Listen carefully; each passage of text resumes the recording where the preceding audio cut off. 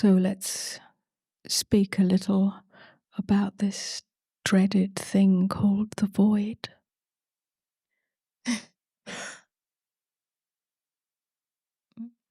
You can call it the abyss of being.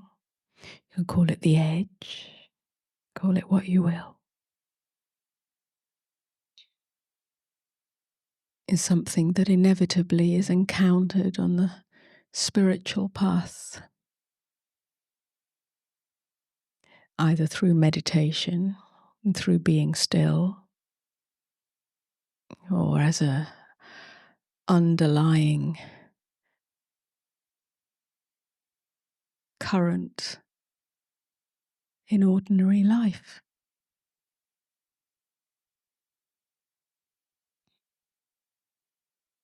The fear of the void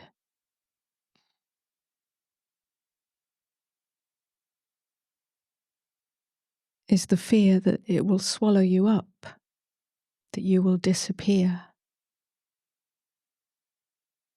or the fear that you will find nothing, just a cold, lifeless emptiness. And then life becomes meaningless.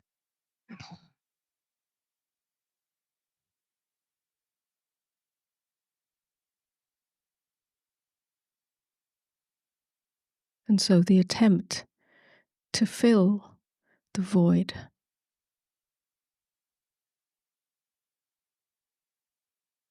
with something becomes the incessant driver of life, filled with anything,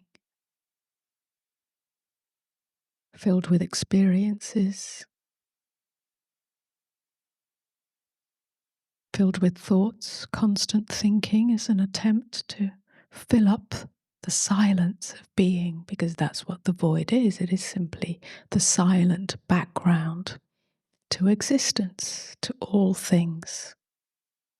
And the attempt to fill it up with emotional drama. At least there's something in there, better than nothing. These are clues. Yeah? If constant activity, thought activity,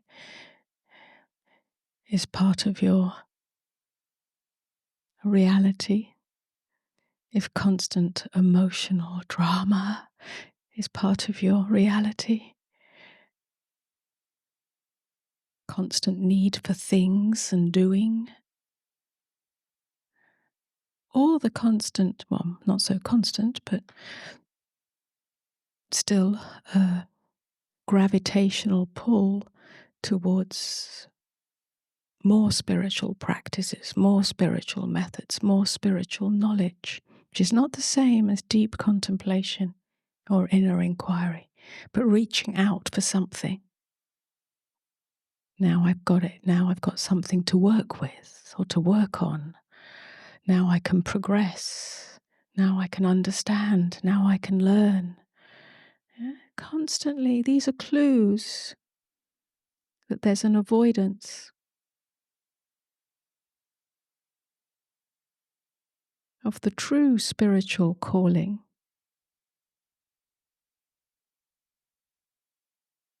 which is to, if you like, fall into. Even that is a misphrasing of it, but because you're not falling into it, you already are in it. But it feels as if the separate self, the conceptual self, is going to fall into this open nothingness, this emptiness, this void, this unknown. But that is the calling home, the true calling.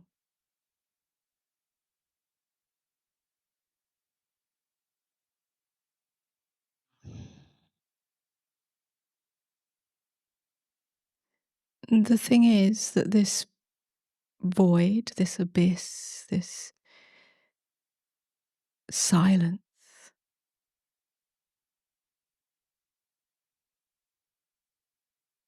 which is not just the silence of stopping thought.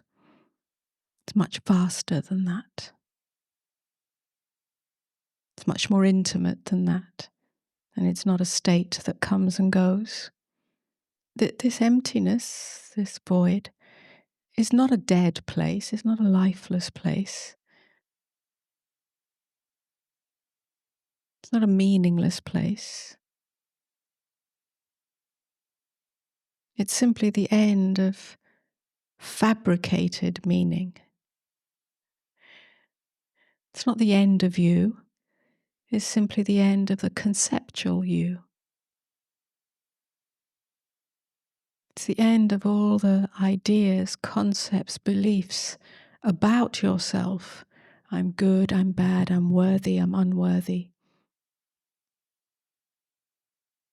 I'm loved, I'm unloved. All the things that you think you are, that constructs the me identity and creates a sense of separation. I am here and life is out there. And so on. It's the end of that. It's the end of the false self. It's the end of false meaning, the meaning we assign to my life to make it worthwhile to be alive. But it's the end of those false constructs.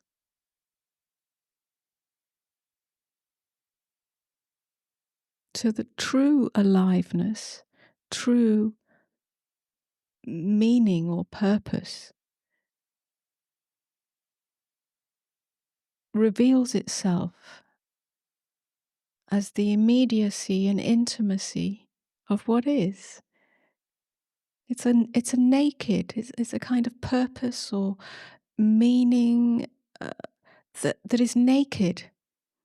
It's naked of all the constructs that are piled up on it conventionally.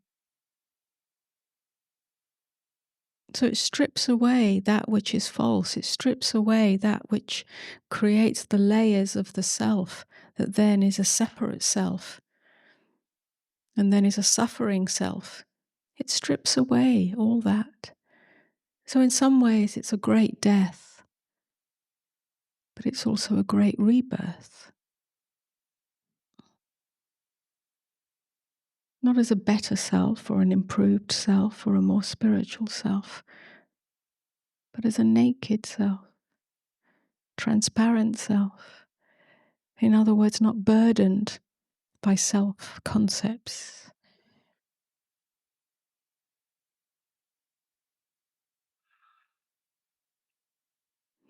So when you say I'm standing at the edge, it's only an imaginary edge.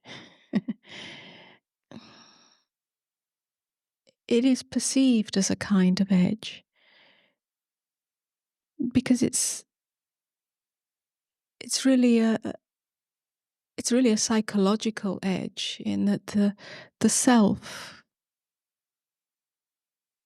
is being invited, being called, like an inner whisper calling to let go. No, I don't like this term, let go. It's used in all sorts of ways in the self-development scenario.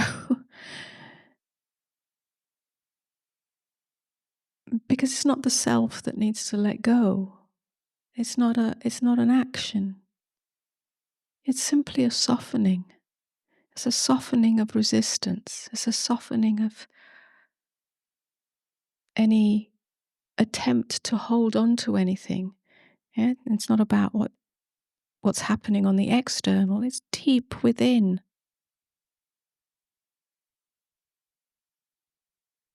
It's a softening of the defended self. It's a softening of the fearful self.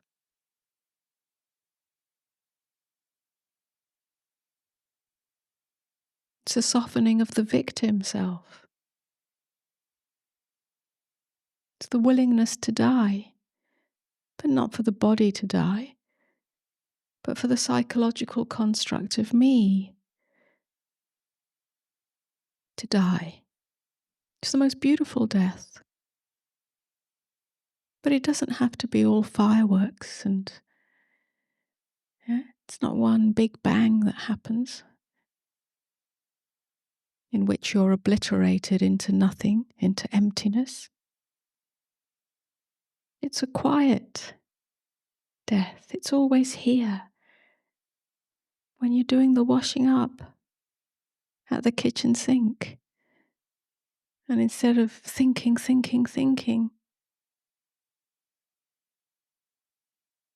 the silence that is here because you're present, because there is only presence, gently comes forwards rather than being totally obscured. It's simply presence. That's what presence is. Presence isn't a focus. It's not mindfulness, yeah? I'm being present. I'm being present with this. No, this is a focusing of attention.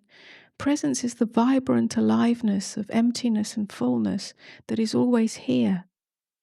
It's a silence that includes everything.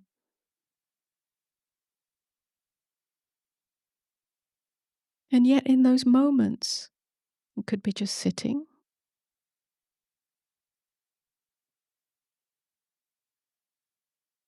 it could be just walking, it could be that moment just before you fall asleep,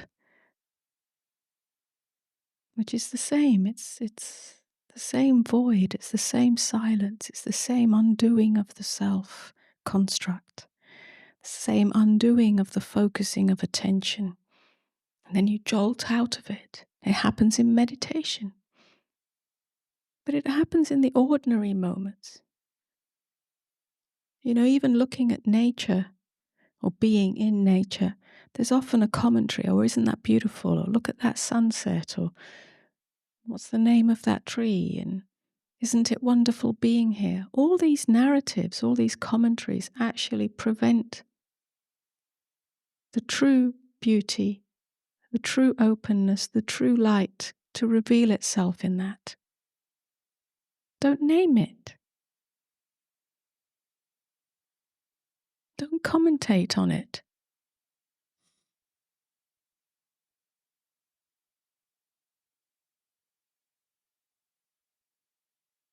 So in the moment that you go to sleep, before going to sleep, waking up, sitting for a moment before you pick up the phone and start looking. Yeah, take a moment. Don't meditate. Just notice if it's uncomfortable. If you want to fill it with something, the next thought. The next thought is the most common one. That I don't feel that good is another one. I wish it felt better.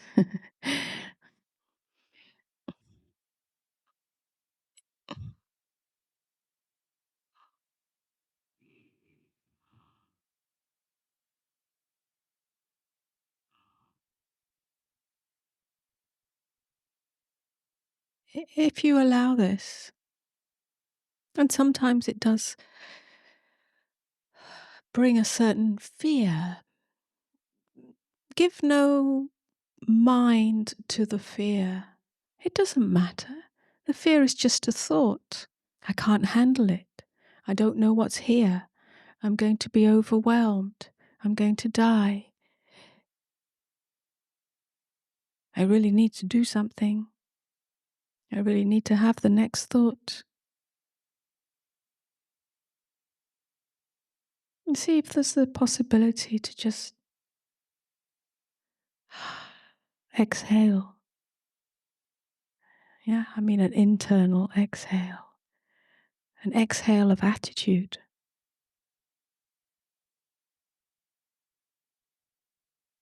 In which there is no thought. There is no need. There is no future. There's just this. And this has no name. This has no landing place.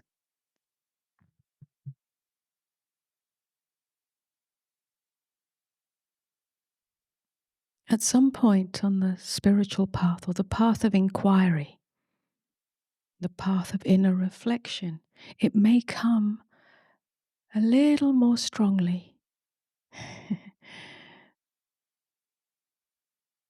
Don't look for that. But it may come as a more visceral, existential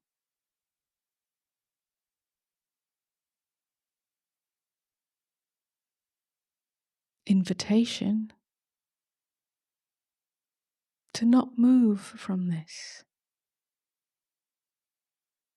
not to control oneself to stay here through effort, but to be intimate with this.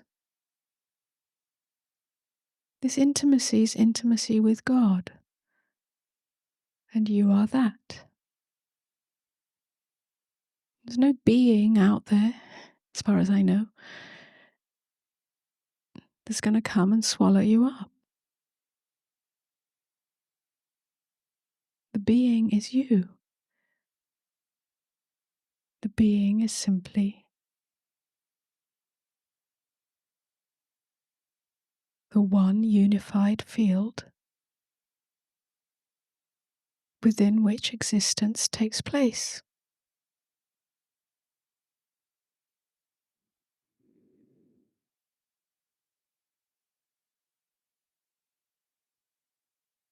So don't turn away from these very potent, beautiful moments. Again, it doesn't matter where or when, but you will notice. You have already noticed, but you will notice more and more that there is a silence that holds it all. There is an openness that holds it all. It doesn't hold it because it's a container, a closed container. It's not closed. There's no boundary, there's no edge. It's infinity itself. Allow the finite to merge in it. Allow the finite to merge in the infinite. And you will know God. You will know Godness. You will know peace.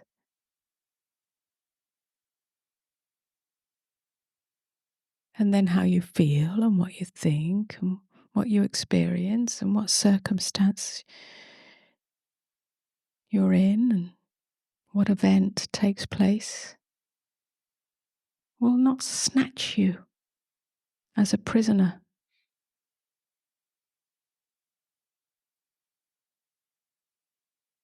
You will be free of conditions,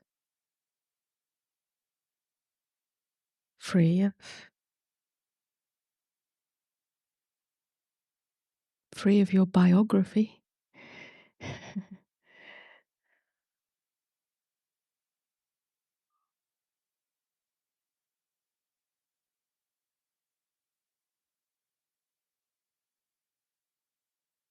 It doesn't erase your humanity. It doesn't erase the richness of your experience. It doesn't erase the uniqueness of your individuation. It's simply that history, that biography, that individuated self no longer holds you hostage.